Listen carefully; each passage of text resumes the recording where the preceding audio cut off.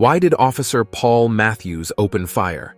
How could a 70-year-old black woman on a peaceful walk in Florida's Sunrise Park be mistaken for a dangerous fugitive? The local community is outraged, demanding explanations. Helen Howard is dead, and the truth behind the incident is even more disturbing than anyone could have imagined. Was it racial bias, fear, or something even darker that led to her tragic death? The truth is more shocking than it seems. But before we dive into what happens next, I'd love to know, where are you tuning in from today? Drop a comment below. Helen Howard was a woman of routine, an early riser who had spent decades as a dedicated school teacher. Even after retiring, she kept the same schedule, her internal clock naturally waking her at the break of dawn. Each morning she enjoyed a cup of tea, read the local news, and then took her cherished daily stroll through the park. At 70 years old, Helen had lived a full life. She had outlived her husband, raised 2 children, and left a lasting impression on generations of students who remembered her as the firm but caring Mrs. Howard. Her life in retirement was simpler now, and the park had become her place of peace and reflection. Sunrise Park, nestled in a quiet Florida neighborhood, was like a little slice of paradise. Neatly kept houses lined the nearby streets, and residents greeted each other by name. The park was the heart of the community, a serene oasis with towering trees and paths winding around serene ponds. It was where people came to unwind, exercise, or simply soak in the natural beauty of the place. But on that particular morning, something felt off. As Helen slipped on her well-worn coat and wrapped a scarf around her neck, she couldn't shake an uneasy feeling. The news had been filled with reports of recent murders in nearby towns, with rumors circulating about a dangerous fugitive. The police had released a vague description: a black woman, older, possibly armed. The details made Helen uncomfortable, but she dismissed her worries. Violence like that didn't happen in Sunrise Park. Still, as Helen stepped outside, the air felt unusually tense. The early morning sky, painted with soft pinks and purples, seemed eerily still. Her shoes crunched softly on the gravel path as she entered the park, the familiar sound calming her. She took a deep breath, leaning on the cane she occasionally used for her longer walks. Meanwhile, across town, Officer Paul Matthews was feeling an entirely different kind of tension. He wasn't new to law enforcement, but this particular case had him on edge. The brutal, random killings had left the entire area on high alert, and the vague description of the suspect had been plastered everywhere. Fear was spreading, and Officer Matthews could feel it weighing on his every move. Paul prided himself on being a good cop, someone who did things by the book. But lately, he had noticed a change in himself, an increasing paranoia that he couldn't shake, particularly when it came to people of color. Though he never openly admitted it, there was a quiet voice in the back of his mind that made him question his own biases, his own unease around certain people and places. That morning, as he patrolled the quiet streets, Paul received a call. Someone matching the suspect's description had been seen in Sunrise Park. His heart raced as he headed in that direction, his mind filled with worst-case scenarios. Helen's peaceful walk was about to take a devastating turn. The details were hazy, the witness account unreliable, but Officer Paul Matthews didn't care. His adrenaline surged as he gripped the steering wheel tighter. "This is it," he muttered, pressing down on the gas. His mind raced with flashes of the gruesome crime scenes, the blood, the chaos. He had to stop it. He had to act. Helen Howard was nearing the towering oak tree at the heart of Sunrise Park when she first heard the screeching tires of a car pulling up fast behind her. It was unusual. Mornings in the park were always peaceful. She turned slightly, catching a glimpse of the police cruiser from the corner of her eye.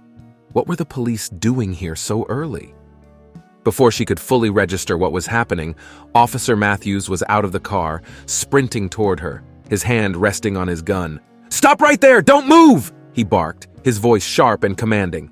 Startled, Helen froze, her cane slipping from her hand and clattering to the ground. What was going on? Was there some kind of misunderstanding? She turned fully, raising her hands instinctively, her years of respecting authority kicking in. "I don't understand," she said, her voice trembling with confusion. What's happening?" But to Officer Matthews, each movement she made felt threatening, his mind clouded by fear and adrenaline. In his eyes, Helen was no longer a harmless elderly woman taking a walk. She matched the suspect's description, her dark skin, her age, the slight limp. All of it screamed at him that she was the fugitive responsible for the killings. "I said stop!" he shouted again, louder this time, panic creeping into his voice as his fear grew. He drew his gun, pointing it directly at her. Helen's eyes widened in shock and disbelief. She tried to speak, to explain, but the words never came. Instead, a single deafening gunshot echoed through the park, bouncing off the trees. For a brief moment, everything froze. Helen's expression was one of disbelief as she clutched her chest, her body collapsing beside her fallen cane. The life drained from her beneath the oak tree she had passed so many times before. Officer Matthews stood motionless, heart pounding, as the terrible reality hit him like a crushing weight. He had made a mistake, a grave, irreversible mistake. Word of the shooting spread rapidly, tearing through the small Florida town of Clearwater like wildfire. What began as a quiet, uneventful morning quickly spiraled into chaos. By the time the sun rose fully in the sky, police cars, reporters, and shocked onlookers crowded the park, their faces etched with disbelief, confusion, and growing anger. Helen Howard was dead. That much was undeniable. But the how and why sent ripples of outrage through the community. Helen, the retired teacher, had been a familiar face for decades, always offering a warm smile or a kind word to her neighbors. The idea that such a peaceful life could end in such a senseless and brutal way felt like a nightmare come to life. As crime scene tapes stretched across the park, whispers of what had happened turned into a collective outcry. In the police station's interrogation room, Officer Paul Matthews sat in silence, his hands shaking around a cup of untouched coffee. His mind was in a fog, the events of the morning looping over and over behind his eyes as the weight of his actions pressed down on him. As the investigation into the shooting continued, the pressure on Officer Paul Matthews mounted. The town of Clearwater was no longer the sleepy community it had been just days before. Now it was a town divided. Some defended the officer's actions, claiming it was a tragic accident, while others demanded justice for Helen Howard, a woman who had simply been in the wrong place at the wrong time. Helen's family was devastated. Her daughter, Carla Howard, had always looked up to her mother. A school teacher like her mother had been, Carla couldn't wrap her mind around the senseless loss. Standing outside the family's modest home, she faced the swarm of reporters gathered on their front lawn. "I want answers," she said, her voice steady but laced with grief. "My mother was a good woman, a kind woman, and she didn't deserve to die like this. We demand a full investigation, and we won't rest until justice is served." Across town, Officer Matthews sat in a cramped office, waiting for the internal affairs investigator to arrive. He couldn't stop replaying the moment in his head, the way he'd jumped to conclusions, the fear that had clouded his judgment. He had spent years on the force, and yet, in that one split second, he had made the worst mistake of his life. Just then, the door opened, and Sergeant Williams walked in, his face grim. "Paul, the mayor's coming down here tomorrow. He wants to address this himself," Williams said, dropping a file on the desk. "The community is outraged, and frankly, I can't blame them." Matthews buried his face in his hands. I thought she was dangerous, Jim, I swear. I wasn't thinking straight." Sergeant Williams sighed. "Look, I get it. This case has the whole town on edge, but we're talking about a 70-year-old woman. You acted too fast, and now it's up to the mayor and the department to figure out what happens next." Meanwhile, in the heart of Clearwater, tensions were rising. A candlelight vigil had been organized in Helen's honor, and hundreds of residents gathered at Sunrise Park, the same place where Helen had lost her life. The mayor, John Harris, stood before the crowd, offering his condolences and vowing a full and impartial investigation. Among those gathered was a young woman named Rachel Martinez, a local activist who had been vocal about police accountability in the past. She took the microphone after the mayor's speech, her voice ringing out clear and strong in the night air. "We're not here just to mourn the loss of Helen Howard," Rachel said. "We're here to demand change. This isn't the first time a life has been taken because of an officer's reckless decision, and it won't be the last unless we hold those responsible accountable. We need transparency, we need justice, and we need reform." The crowd erupted into applause, their candles flickering in the breeze. The tension in Clearwater was palpable, and it wasn't long before protests started to break out in front of the police station. What had once been a quiet community was now the epicenter of a national conversation on race, policing, and accountability. The next morning, Mayor Harris held a press conference at City Hall, announcing that Officer Matthews had been placed on administrative leave pending the outcome of the investigation. But for many in the community, that wasn't enough. They wanted more than just an internal review. They wanted Matthews to face criminal charges. As the days turned into weeks, the investigation dragged on. Carla, still reeling from the loss of her mother, refused to back down. She hired a lawyer and began working with local civil rights groups to push for justice. Officer Matthews, on the other hand, was spiraling. He could hardly leave his house without feeling the weight of the community's anger. His wife, Emma, tried to support him, but even she struggled to understand how her husband, who she had always known as calm and thoughtful, could have made such a devastating error. "I didn't mean for this to happen," Paul said one night, his voice barely above a whisper. "I don't know how to make it right." Emma sat beside him, her hand resting gently on his shoulder. "You can't take back what's done, Paul. But you can take responsibility." Weeks later, the results of the investigation were finally made public. It was determined that Officer Matthews had acted out of fear and poor judgment, but that the shooting had not been justified. The department recommended that he be fired, and the district attorney announced that Matthews would face charges of manslaughter.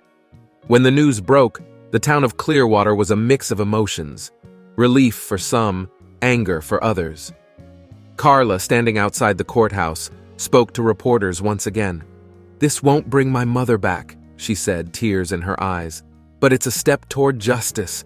No family should ever have to go through what we've gone through." Officer Paul Matthews sat in a cold, dimly lit holding cell, his hands trembling as he replayed the events in his mind. The sound of the gunshot, Helen Howard's shocked expression, and the lifeless body crumpling beside the old oak tree haunted him. The adrenaline that had once coursed through his veins was gone, replaced by an unbearable weight of guilt and regret. He had made a grave mistake, and now there was no escaping the consequences. Word of the tragic incident had spread quickly throughout Florida, and outrage filled the air. The media and community leaders demanded justice for Helen, an innocent 70-year-old woman whose life had been taken senselessly. Protests erupted, with people flooding the streets, holding signs that read, "Justice for Helen Howard," and "No more racism in law enforcement."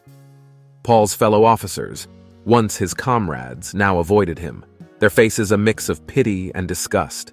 His superiors had no choice but to suspend him immediately pending a full investigation.